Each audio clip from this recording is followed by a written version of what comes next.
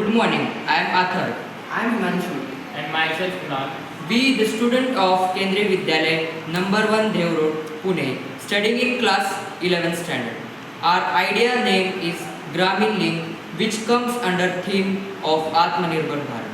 We are doing this in Vikasit Bharat Buildathon 2025-26.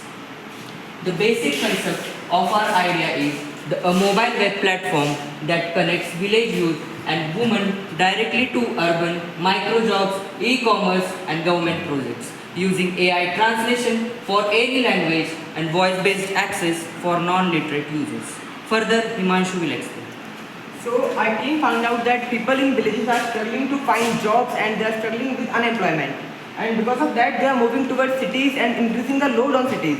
To solve that problem, our team has made an idea for a mobile plus web platform that will connect villagers to local jobs in local work like data labeling, handicraft selling and packaging and food delivery, etc.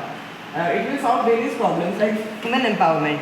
It will also help women to work from home safely with the help of voice-based UI in which no typing is needed, and it will also offer some built-in AI micro courses that teach English, Excel, marketing, tailoring, etc. while they run the model and earn from it. Now further Kunal will explain.